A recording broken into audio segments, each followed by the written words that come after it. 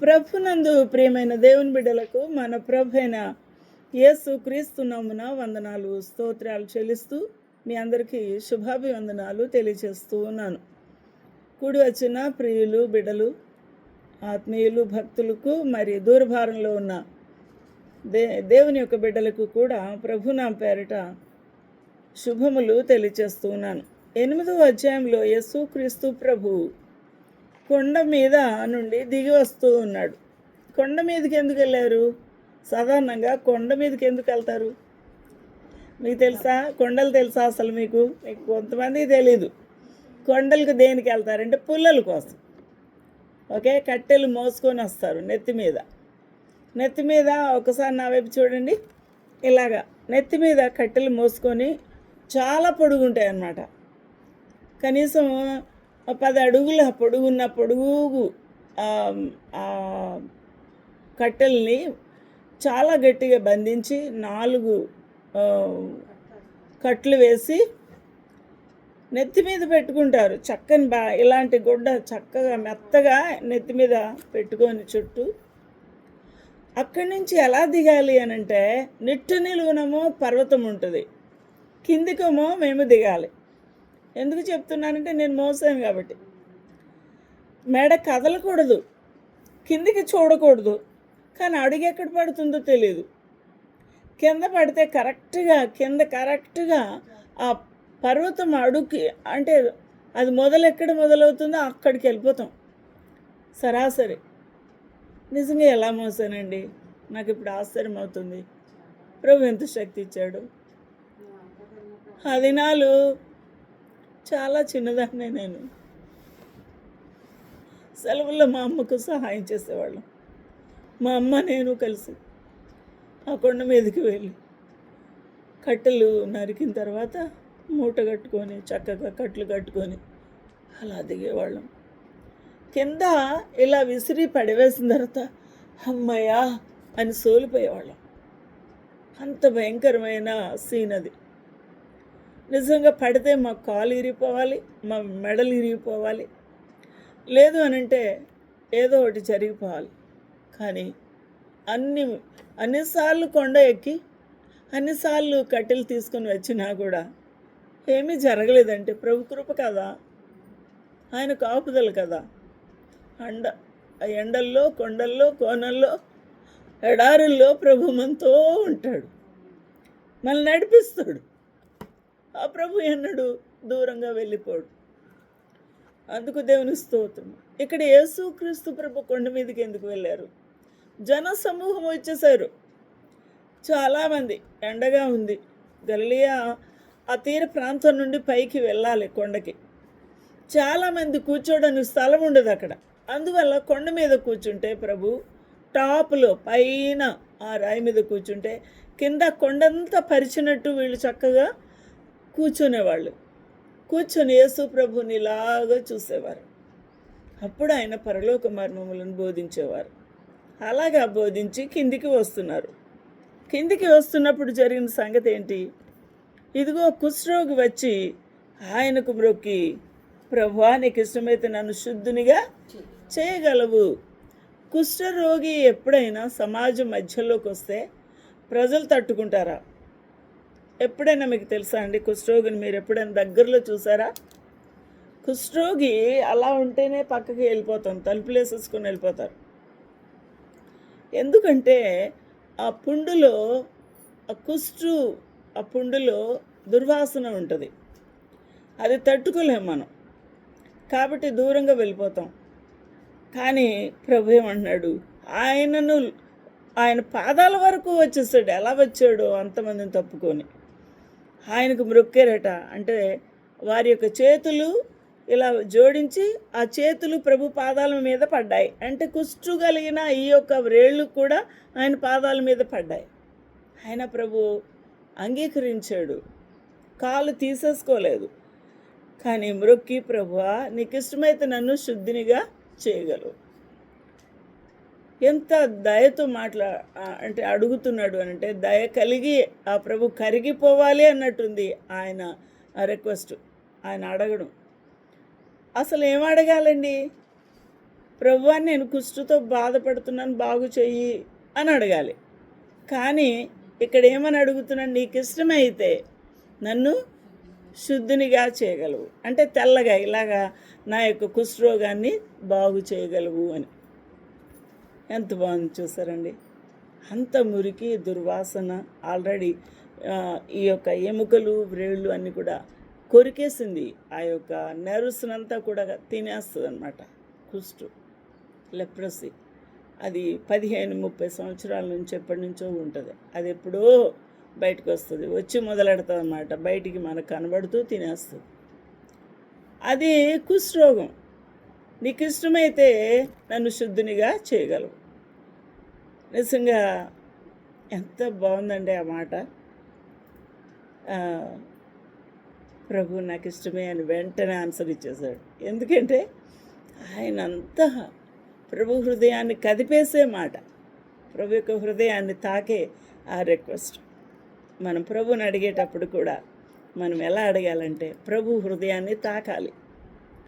ప్రభు మనవిని అంగీకరించాలి. నీకు ఇష్టమైతే యేసయ్యా నాకు ఈ కార్యం చేయగలవు, నువ్వు ఇది నీకు అసాధ్యం కాదు, నాకు ఈ సమస్యను పోగొట్టగలవు, ఈ సమస్య నుంచి నాకు విమోచన, విడుదల చేయగలవు, ఈ పరిస్థితి నుంచి నన్ను బాగు చేయగలవు, నా బిడ్డల్ని ఈ విధంగా నువ్వు తప్పించగలవు, ఎత్తిపట్టగలవు, పైకి తీసుకురాగలవు అని నీకున్న ఏ సమస్య అయినా సరే ఆ విధంగా కుష్ఠరోగి ఎంత ప్రాధేయత పడుతున్నాడు, ప్రభు పాదాల దగ్గర పడ్డాడు. మనము కూడా ఆ విధంగానే దేవుని యొక్క పాదాల మీద పడి అడగాలి. ఆ ప్రార్థన ప్రభు యొక్క సన్నిధిని, హృదయాన్ని కదిపివేసింది, కుదిపివేసింది, కరిగించింది. మన ప్రార్థన ప్రభు యొక్క సన్నిధికి చేరాలి, ఆయన హృదయాన్ని కరిగించాలి అని అంటే అంత దీనులమై దేవుని సన్నిధిలో వంగాలి. ఇది గొప్ప కార్యము. మరి మనము జరుగుట చూస్తున్నాం. వెంటనే ప్రభు ఏం చేశాడు? అందుకు ఆయన చెయ్యి చాపి వానిని ముట్టి ఉన్నాడు. కుష్ఠరోగిని దగ్గరికి రానివ్వరు ఈ మానవులు, ఊరి వెలపట వేస్తారు వాళ్ళకి. కానీ యేసు ప్రభు దగ్గరికి ఆ సమాజంలో నుంచి దూరి వచ్చేసాడు. ఎవరిని చూస్తే రాళ్ళు వేసి కొట్టే చంపేయాలి, చావుకు తెగించి వచ్చాడు. అయితే ప్రభు చేతులు చాపి వాని ముట్టి నాకు ఇష్టమే, నువ్వు శుద్ధుడవు కమ్మని చెప్పగా తక్షణమే వాని కుష్ఠరోగము శుద్ధి అయింది. ఇక్కడ ఆయన యొక్క రిక్వెస్ట్ అంటే మనవి ఎలా ఉందన్నమాట? తక్షణమే ప్రభువు చెయ్యి చాపడానికి, ప్రభు శుద్ధుడవు కమ్ము అని చెప్పడానికి, ఆయన యొక్క కుష్టు కూడా వదిలి వెళ్ళిపోవడానికి తక్షణమే ఆ కార్యము జరిగింది. దేన్ని బట్టి? ఆయనకున్న విధేయతను బట్టి, విరిగి నలిగిన స్థితిని బట్టి. ప్రాణభీతితో వచ్చాడు. ఎవరు కొడతారు, ఎవరు చంపుతారు, నా తల మీద ఒక రాయేస్తే నేను చచ్చిపోతాను, నువ్వు కనికరిస్తే కానీ నా ప్రాణం నిలబడదయ్యా అన్న భయము, వణుకుతూ గజగజలాడుతూ ప్రభు పాదాల దగ్గర వణికిన స్థితి ప్రభుకు తెలుసు. ఆయన హృదయ స్థితి ప్రభుకు తెలుసు. ఆ ప్రభు తనని విడుదల, విమోచన చేయాలి తప్ప ఈ మానవులు కాదు అని తెగించి వచ్చారు. ఈరోజున మన కులము, మన అంతస్తు, మన ఐశ్వర్యము, మనకున్న ఏదైనా సరే అవన్నీ కూడా పక్కన పెట్టాలి. పక్కన పెట్టి ప్రభు దగ్గరకు వచ్చి సాగిలపడాలి అంతే. ప్రభువా, నీ చిత్తమైతే ఈ సమస్య నుంచి నన్ను విడుదల చేయి, ఈ పరిస్థితి నుంచి నాకు విమోచన కలగ చేయండి, ఇది నువ్వు చేయగలవు, నువ్వు అసమర్థుడవు కాదు అని ప్రభు పాదాల మీద పడితే మన పరిస్థితులు మార్చగలడు. హల్లెలూయా, దేవునికి మహిమ కలుగును గాక. అప్పుడు యేసు ఎవరితోనో ఏమీ చెప్పకు సుమి, కానీ నీవు వెళ్ళి వారికి సాక్షార్థమై నీ దేహమును యాజకుని కనపరుచుకొని మోషే నియమించిన కానుక సమర్పించమని వానితో చెప్పి ఉన్నాడు. ఎందుకు అనంటే తనని మళ్ళీ సమాజంలో చేర్చుకోవాలి. అంటే అర్థం ఏంటి? యాజకుడు పరీక్షించి ఆ మచ్చ, ఆ కుష్టు, ఆ పొడ అవన్నీ ఉన్నాయో లేదో చూస్తాడు. చూసి స్నానం చేయమని చెప్పి బట్టలన్నీ కూడా కాల్చివేసిన తర్వాత అప్పుడు లోపలికి రమ్మని యాజకుడు ఆజ్ఞ ఇస్తే ఆ కానుక అర్పించిన తర్వాత సమాజంలో చేర్చుకుంటారు. అందువలన ఆ కార్యం చేసుకో అని ప్రభువు చెప్పాడు. లేకపోతే సమాజం అంగీకరించదు అని. ఈ రోజున మరి సమాజం అంగీకరించకుండా వెలివేయబడిన స్థితిలో బోల్డ్ మంది ఉన్నారు. దేనికోసమని? వారు అయోగ్యమైన రీతిలో ఉన్నారు అని, దరిద్రంగా ఉన్నారని, మురికి బట్టలతో ఉన్నారని. మీరు ఎప్పుడైనా మరి ఈ కాంపిటీషన్లో మీరు చూస్తే చిన్న పిల్లలు ఆ కాంపిటీషను ప్రపంచం అంతటికీ ఒక కాంపిటీషన్ పెడతారు, సింగింగ్ కాంపిటీషన్. దాంట్లోకి ఈ బెగ్గింగ్ చేస్తున్న, అడుక్కో తింటున్న చిన్నపిల్లలు వెళ్తారు నేను పాడతాను అని. ఎలాగో ప్రాణాన్ని తెగించేసి వచ్చేస్తారు స్టేజ్ మీదకి. వాళ్ళు పాడుతుంటే నిజంగా అందరు దోసులు పట్టుకోవడమే, ఎవరి దోసులు వాళ్ళు పట్టుకొని ఏడవడమే చూస్తున్నాం. జడ్జిలు ఏడుస్తున్నారు, అక్కడ కూర్చుని ఆడియన్స్ అందరూ ఏడుస్తున్నారు. అందరూ కళ్ళల్లో ముఖమంతా కందిపోయి ఎర్రగా అయిపోతుంది. మా మమ్మీ వినాలని, మా తాతయ్య మా అమ్మమ్మ వినాలని, వారి ఒడిలో ఉండాలని ఆశ ఉన్నది, కానీ నేను కోల్పోయాను. మమ్మీ నీకే ఈ పాట అని అర్పించుకుంటూ వాళ్ళ పాట పాడుతుంటే వాళ్ళ హృదయాలు ఏమైపోతాయి? కరిగిపోతాయి. ఆలోచించేద్దాం. అలాంటి పిల్లల్ని చిచ్చి ఎందుకు రానిచ్చారని బోల్డ్ మంది హేట్ చేస్తున్నారు, బోల్డ్ మంది ఆశ్రయించుకుంటున్నారు, జడ్జెస్ని తిడుతున్నారు, ఎందుకు రానిచ్చారు అని. మనం మనుషుల్ని ఆశ్రయించుకునే స్థితి మన బ్రతుకులో ఉంది. రోగమా, అది మన దగ్గరికి రానీయం, కనీసం ఆ పేరెత్తితేనే భయం వేస్తుంది. మీకు తెలుసా, ఇక్కడ రాజమండ్రిలో కూడా అవతల కాలనీ ఉంది, అక్కడ లెప్రసీ కాలనీ ఉంది. అక్కడికి వెళ్ళాను నేను డాక్టర్గా పనిచేసినప్పుడు. వెళ్ళి వాళ్ళకి ట్రీట్మెంట్ విషయంలో, భోజనం విషయంలో, వాళ్ళకి చెప్పాల్సిన విషయాల్లో అన్నీ చెప్పాను. ఎన్నో ప్రోగ్రామ్స్ పెట్టాను. ఈరోజున ఆలోచించేద్దాం. మనము దేవుని యొక్క ప్రేమను చూపించడంలో ఏమాత్రం కూడా వెనకాడకూడదు. ఏది మనకు ఆటంకం అవ్వకూడదు. ప్రభు మరి ఈ ప్యాసేజ్ని దీవించునుగాక. మరి ఈరోజు మన యొక్క పాఠ్యభాగం చదవండమ్మా. హోమంలో ప్రవేశించినప్పుడు ఒక శతాధిపతి ఆయన యొద్దకు వచ్చి, ప్రభువా, నా దాసుడు పక్షవాయువుతో మిగులు బాధపడుచు ఇంటిలో పడి ఉన్నాడని చెప్పి ఆయనను వేడుకొన్నాను. యేసు, నేను వచ్చి వాడిని స్వస్థపరిచేదని అతనితో చెప్పగా, ఆ శతాధిపతి, ప్రభువా, నీవు నా ఇంటిలోనికి వచ్చేటకు నేను పాత్రుడను కాను. నీవు మాట మాత్రము సెలవును, అప్పుడు నా దాసుడు స్వస్థపరచబడును. నేను కూడా అధికారంలోకి లోబడిన వాడను. నా చేతి కింద సైనికులు ఉన్నారు. నేను ఒకరిని పొమ్మంటే పోవును, ఒకరిని రమ్మంటే వచ్చును. నా దాసుని ఈ పని చేయమంటే చేయును అని ఉత్తరం ఇచ్చాను. యేసు ఈ మాట విని ఆశ్చర్యపడి వెంట వచ్చుచున్న వాడిని చూసి, ఇశ్రాయేలులో నేనింత విశ్వాసం ఉన్నట్టు చూడలేదని నిశ్చయంగా మీతో చెప్పుచున్నాను. చాలండి. 8వ అధ్యాయం 5వ వచనం నుండి చూస్తున్నాం. మత్తయి సువార్త 8:5. కపెర్నహూములో ప్రవేశించినప్పుడు, కపెర్నహూము అనే ఒక గ్రామం, ఒక శతాధిపతి యేసుక్రీస్తు ప్రభు వద్దకు వచ్చారు. శతాధిపతి అంటే సైనిక అధికారి. ఆయన కింద 100 సైనికులు ఉంటారు. ఆయన చాలా గొప్ప హోదా కలిగిన ఇశ్రాయేలీయుడు. అతడు ప్రభు దగ్గరికి రావడం అనేది చాలా దుర్లభము. అంటే చాలా కష్టమైన పని. ఎందుకంటే ఇశ్రాయేలీయుల్లో ఎవరు కూడా ప్రభునే అంగీకరించట్లేదు, ఆయన మాటలు హృదయంలోకి తీసుకుంటలేదు. వారు కఠినులై ప్రభు యొక్క నామమును విసర్జించి ఉన్నారు. అందుకనే యోహాను సువార్త 1:14 అంటాడు కదా, ఆయన తన స్వకీయులు ఎదుకు వచ్చాను, ఆయన స్వకీయులు ఆయనను అంగీకరించలేదు. కాబట్టి అంగీకరించని వారు ఇశ్రాయేలీయులు, ప్రభువుని హేళన చేసిన వారు, విసర్జించిన వారు. అయితే ఈ శతాధిపతి యేసుక్రీస్తు ప్రభు గురించి విన్నాడు. విని ఆయన డైరెక్ట్గా ప్రభు యొద్దకు వచ్చాడు. ప్రభువా, నా దాసుడు పక్షవాయువుతో మిగుల బాధపడుచు ఇంటిలో పడి ఉన్నాడు. ఎవరింటిలో? శతాధిపతి ఇంట్లో. శతాధిపతి ఇంటిలో పనివాడు. ఏమొచ్చింది? ఏ రోగం వచ్చింది? పక్షవాయువు. పక్షవాయువు గల బాధ. Lord, my servant lieth at home, sick of the palsy, grievously tormented. చాలా విపరీతమైన బాధ అనుభవిస్తున్నాడు. తాను ఒంటరిగా లెగలేడు, ఒంటరిగా టాయిలెట్కి వెళ్ళలేడు, ఒంటరిగా అన్నం తినలేడు, ఒంటరిగా కూర్చోలేడు. ఇటువంటి సమస్యతో ఉన్నాడు.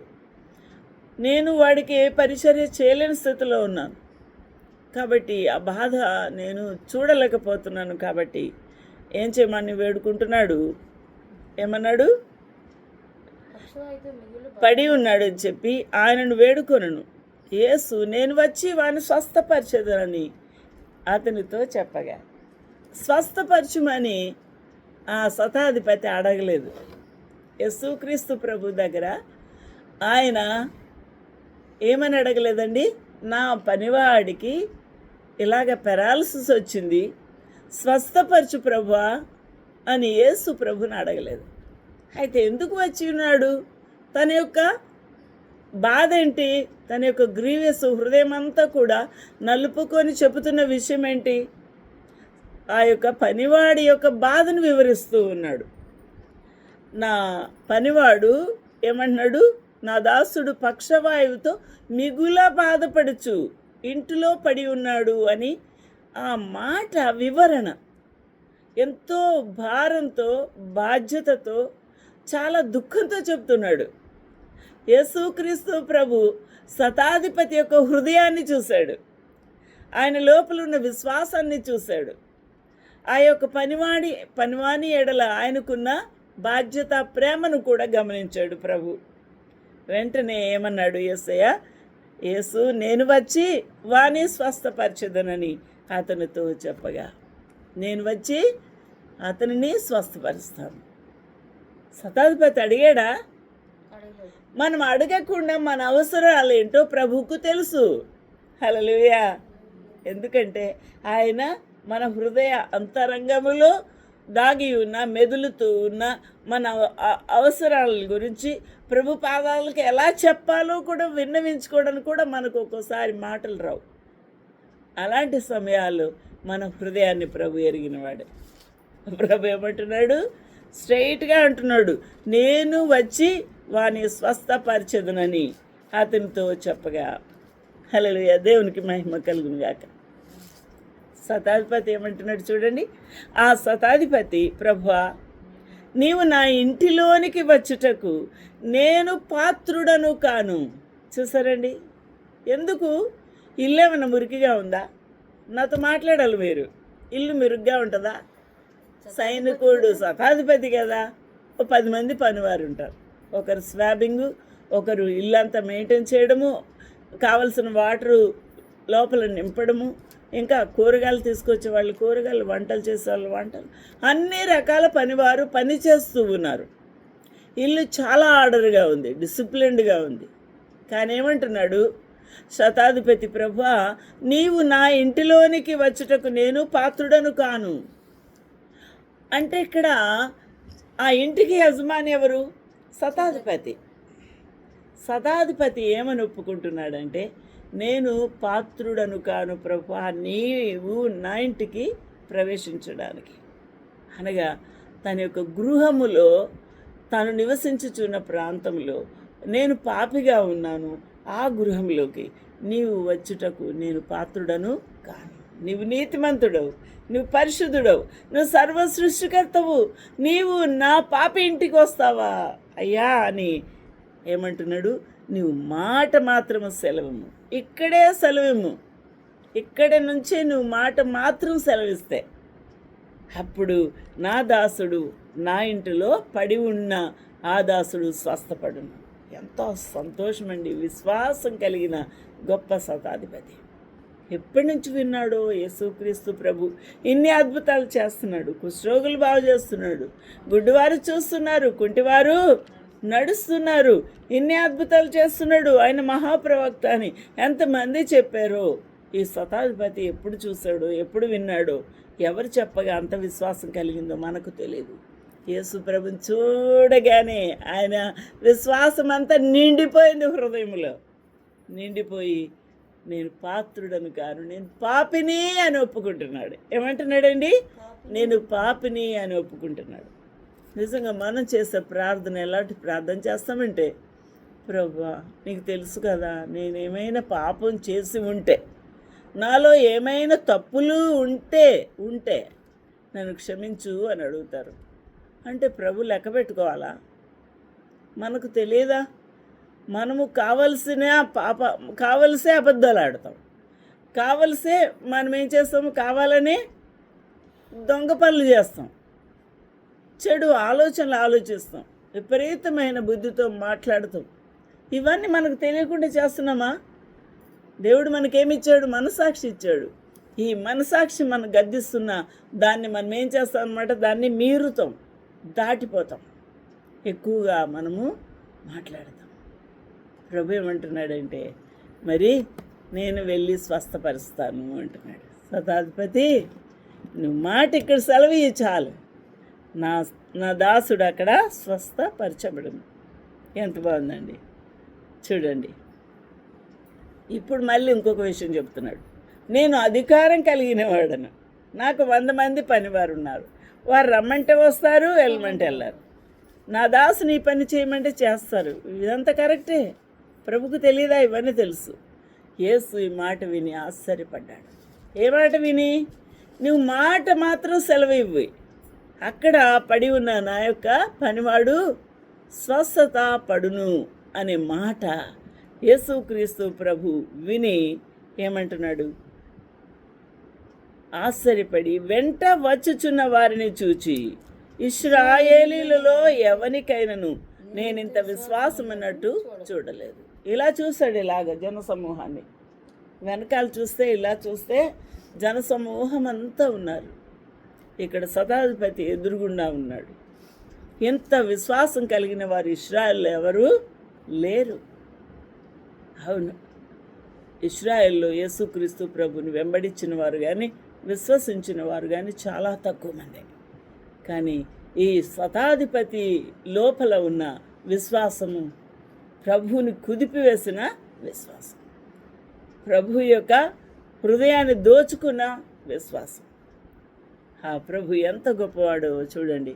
ఏం చేశాడండి? అప్పుడు అనేకులు తూర్పు నుండి పడమటి నుండి వచ్చి అబ్రహాముతో కూడాను, ఇస్సాకుతో కూడాను, యాకోబుతో కూడాను పరలోక రాజ్యమందు కూర్చుందురు. కానీ రాజ్య సంబదురు వెలపట చీకటిలోనికి త్రోయబడుదురు, అక్కడ ఏడుపును పండ్లు కొరుకుటను ఉండునని మీతో చెప్పుచున్నాను. ఎందుకు చెప్పాడు ఈ మాట? ఈ లోకములో ఇశ్రాయేలులో విశ్వాసం లేదు, అందుకే వారు ఈ లోక రాజ్య సంబంధులుగా ఉన్నారు. రాజ్య సంబంధులు అంటే అపవాది సంబంధులు. కాబట్టి వారు చీకటిలోనికి త్రోయబడతారు. ఎవరు లోపల పరలోక రాజ్యంలో కూర్చుంటారట? అనేకులు తూర్పు నుండి పడమటి నుండి వచ్చి అబ్రాహాముతోను, ఇస్సాకుతోను, యాకోబుతోను పరలోక రాజ్యమందు కూర్చుందరు. ఇప్పుడు అబ్రాహాం ఎక్కడున్నాడు? చెప్పాలి, ఆన్సర్ ఇక్కడే ఉంది కదా, పరలోక రాజ్యంలో. ఇంకా ఇస్సాకు పరలోక రాజ్యంలో కూర్చొని ఉన్నాడు, యాకోబు కూడా ఉన్నాడు.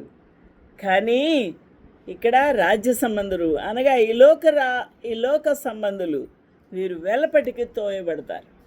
వెలపటికి అనగా పరలోక రాజ్యము వెలపలికి త్రోయబడతారు. వెలపల ఏముంటుంది?